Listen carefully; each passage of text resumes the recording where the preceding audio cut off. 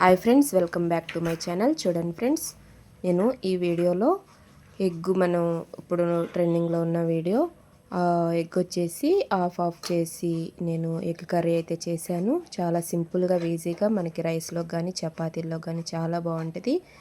ఈ వీడియో చివరి వరకు చూసి నచ్చితే కనుక ప్లీజ్ సబ్స్క్రైబ్ అయితే చేసుకుని లైక్ చేసి షేర్ చేయండి ఫ్రెండ్స్. చూడండి, నేను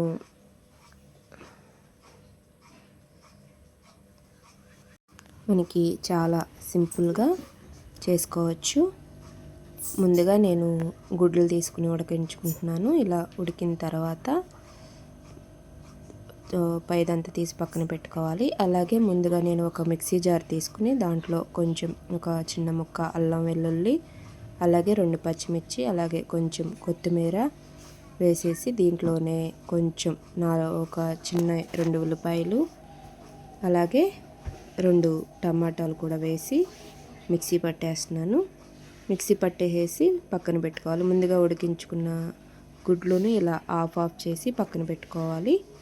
పక్కన పెట్టుకుంటే మనం తర్వాత దీన్ని ఒక ప్యాన్ తీసుకుని, చూడండి ఈ విధంగా నేను ముక్కలు కట్ చేసి పక్కన పెట్టుకున్నాను. ఒక కళాయి తీసుకుని దాంట్లో మనకి తగినంత ఆయిల్ తీసుకున్నాను.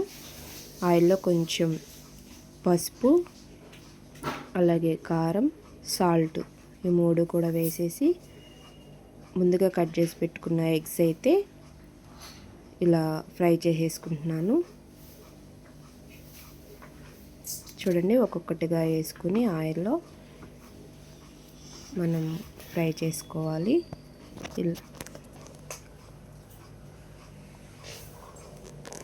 ఇలా కొంచెం అటు ఇటు కదుపుకుంటూ మనం ఎగ్స్ అనేది ఇలా ఫ్రై చేసుకుని ఒక వేరే ప్లేట్లోకి తీసేసుకోవాలి.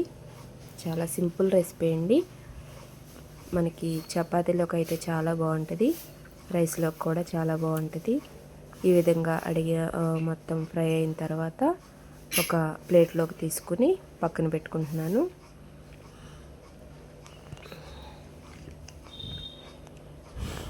నెక్స్ట్ వచ్చి అదే కళాయిలో ఇంకా కొంచెం ఆయిల్ అయినా తీసుకుని నేను ఒక చిన్న 2 ఉల్లిపాయలు కట్ చేసుకుని దీంట్లో ఫ్రై చేసుకుంటున్నాను. లేదంటే వేరే గిన్నెలోనైనా తీసుకుని చేసుకోవచ్చు. నేను అదే ప్యాన్లో ఫ్రై చేశాను. ఆనియన్స్ ఇలా అయిన తర్వాత బ్రౌన్ కలర్ వచ్చే వరకు వేయించుకుని ముందుగా చేసి పెట్టుకున్న పేస్ట్ని కొంచెం ఒక 5 మినిట్స్ అన్నా ఉడికించుకోవాలి. ఇంకా వాటర్ ఏమి పోయకుండా దీంట్లోనే ఉడికించుకోవాలి.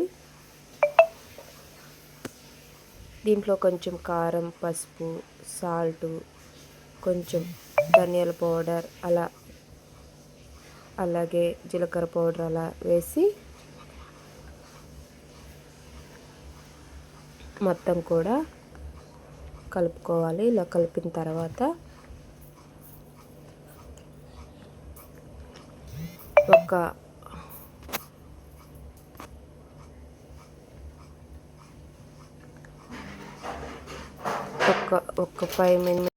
ఒక 5 మినిట్స్ మనకి ఆనియన్స్ పేస్ట్ అంతా ఉడికిన తర్వాత ముందుగా ఫ్రై చేసి పెట్టుకున్న ఎగ్స్ వేసేసుకొని కలుపుకోవాలి.